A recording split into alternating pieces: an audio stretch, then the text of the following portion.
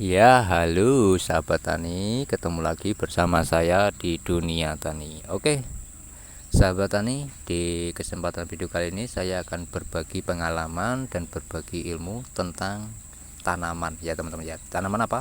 Tanaman oyong. Jadi tanaman oyong ini tidak mau berbuah ya teman-teman, bisa dilihat buahnya itu ada tapi nggak jadi. Ini kenapa? Jadi alasannya kenapa ini kok tidak mau jadi buah? Jawabannya adalah tanaman ini terlalu rimbun ya. Jadi antara daunnya banyak tapi untuk fotosintesis itu kurang maksimal, makanya tidak bisa memproses buahnya. Oke, karena ini tidak menjadi buah, maka daunnya saya manfaatkan bikin pupuk POC. Nah, ini bagi teman-teman yang baru menonton dan baru menemukan video dunia tani, simak sampai selesai agar apa? Agar teman-teman mendapat manfaat dan ilmunya tentang membuat pupuk POC dari bahan yang ada di sekitar kita. Itu ya. Ini bagi teman-teman yang baru menemukan video dunia tani. Oke, langsung saja ya. Saya panen dulu untuk daunnya ya. Kita panen pupuk teman-teman ya, pupuk organik. Jadi gini, untuk semua tanaman, jenis tanaman yang tumbuh di tanah itu adalah unsur hara ya teman-teman ya. Boleh bisa dipahami ya, jenis semua tanaman yang bisa tumbuh di tanah itu adalah jenis unsur hara. Makanya saya bikin pupuk itu ya dari tumbuhan, karena ini adalah hasil unsur hara, sarinya tanah ya ini itu loh. Mau buah, mau batang, mau daun, itu adalah unsur hara semua. Makanya saya kembalikan lagi ke tanah. Dari tanah kita kembalikan ke tanah. Itu ya teman-teman ya. Oke, jadi ini nanti akan saya sisakan yang daun mudanya saja sedikit, dengan harapan nanti bisa jadi buah teman-teman. Ya meskipun untuk proses fotosintesisnya berkurang ya, karena daunnya sudah diambil teman-teman ya. Tapi dengan harapan itu. Tapi kalau tidak bisa jadi buah, yaitu menumbuhkan daun lagi, ya kita bikin pupuk lagi teman-teman ya. Jadi semua tanaman yang ada di perkarangan belakang rumah dunia tani ini pupuknya ya dari bahan-bahan yang ada di sekitar kebunnya teman-teman. Tidak ada unsur pupuk kimia. Tuh. Oke, dari sini bisa dipahami, bisa mengerti ya teman-teman, bisa dicerna dengan baik perkataan saya. Oke. Nah, ini daun yang muda itu saya pisahkan.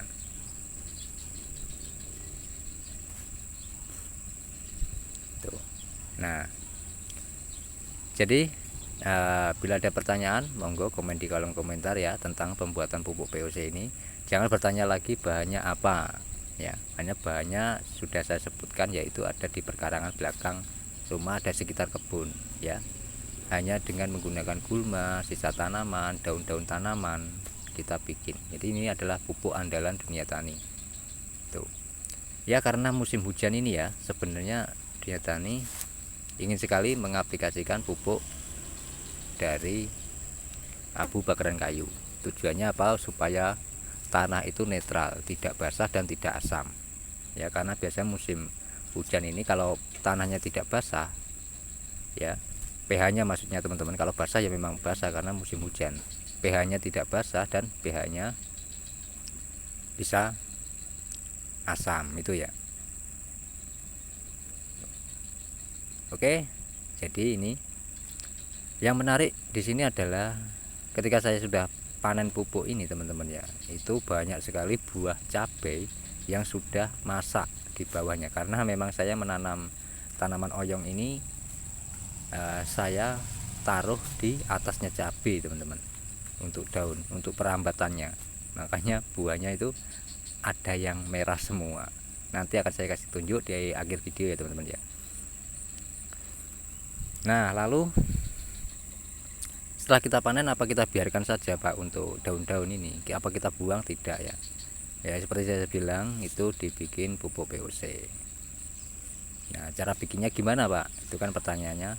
Nah, simak saja video kali ini, nanti akan saya kasih tunjuk pada teman-teman. Cara bikinnya itu sangat simpel, sederhana, dan murah meriah, tidak menggunakan bahan aktif ya, bahan seperti EM4 itu tidak menggunakan. Tuh. Saya sarankan di sahabat-sahabat tani, teman-teman ya, yang menggunakan pupuk organik ataupun bertani secara organik, usahakan di musim penghujan itu gunakanlah abu bakaran kayu ya. Oke, saya kasih tunjuk ya. Ini selesai, kita buangi daunnya, kita pruning total. Nah, bisa dilihat buahnya itu merah-merah. Ini bukan buah oyong ya teman, melainkan cabai. Jadi bawahnya itu memang saya tanami cabai dan bisa tumbuh juga ya, meskipun minim sinar matahari tapi bisa tumbuh. Nah, bisa dilihat sampai busuk teman-teman. Oh ya, untuk buah yang busuk usahakan jangan dibuang di bawahnya ya, karena ini bisa mengundang lalat buah teman-teman ya. Bisa kita sisihkan, bisa kita campurkan dengan pupuk POC itu tadi. Jadi kenapa ya saya tidak menggunakan bahan aktif seperti EM4 ya? Tujuan kenapa alasannya? Alasannya begini teman-teman ya. Semua tumbuhan, semua tanaman ya, semua makhluk hidup itu sudah membawa bakteri pengurai. Jadi kita tidak perlu menggunakan seperti EM4 itu ya. Contohnya kita punya buah pisang. Buah pisang kita simpan saja di dalam plastik, kita ikat. Lama kelamaan itu juga akan mengalami pembusukan. Nah, berarti pertanda kalau di situ sudah ada bakteri pengurainya. Ya teman-teman, cuman membutuhkan waktu lama. Kalau kita menggunakan EM4 itu lebih mempercepat, itu saja bedanya teman-teman ya. Ya karena dunia tani ini bertani secara skala rumahan ya, skala hobi juga teman-teman ya. Jadi tidak perlu menggunakan itu, cukup kita bertani secara alami saja ya, berkebun secara alami, dan ini hasilnya pun dikonsumsi sendiri itu ya.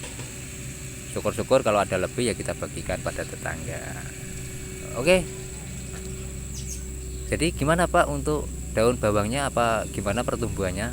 Nah, untuk daun bawang dunia tani ya sekarang sudah mulai normal hidup dan tumbuh dengan baik. Oke, saya kasih tunjuk ini proses pembuatan pupuk POC-nya. Ini sangat simpel ya, tidak muluk-muluk teman-teman ya, tidak muluk-muluk, simpel sekali ya. Sebenarnya kalau ini bisa diterapkan secara global, secara bertani secara luas di lahan pertanian, ini cukup bisa sekali teman-teman ya, asalkan teman-teman mempunyai kemauan. Oke, dari sini paham ya, bagi yang hobi-hobi bertani, hobi berkebun di perkarangan belakang rumah, dan juga tentunya bagi warga perkotaan ya, yang mempunyai lahan perkarangan maupun di teras, di belakang rumah maupun di depan ya, bahkan di atap rumah itu bisa bertani. Jadi tidak ada alasannya kita tidak bisa bertani. Ini bagi khusus warga perkotaan itu ya, karena biasanya warga perkotaan itu kan gimana ya, untuk lahan terbatas, jadi kita bisa gunakan apapun bahan bekas seperti galon bekas itu buat media, buat tempat media maksudnya teman-teman ya, bukan medianya. Kalau medianya tetap tanah ya. Nah, oke, jadi ini prosesnya seperti ini ya, simpel sekali ya, kita potong-potong, kita masukkan. Nah, ini yang sudah jadi. Jadi yang sudah jadi ini cukup kita tambah terus teman-teman, tidak perlu kita bikin baru lagi, kita tambah media-media. Nanti kalau sudah mengalami pembusukan baru diaplikasikan. Di video 2 hari yang lalu kan sudah saya bagikan pada teman-teman ya pengaplikasiannya pupuk ini. Oke, dari sini paham ya, sudah jelas, bisa dimengerti ya. Mudah-mudahan teman-teman bisa mengambil manfaat dari video kali ini. Oke, itu saja yang saya bagikan, semoga bermanfaat dan terima kasih sudah menonton sampai selesai. Saya akhiri. Wal taufiq wal hidayah. Wassalamualaikum warahmatullahi wabarakatuh. Salam petani cerdas luar biasa. Sekali lagi terima kasih sudah menonton sampai selesai ya. Jadi prosesnya seperti itu ya, kita potong-potong saja. Oke, sampai ketemu di video saya selanjutnya.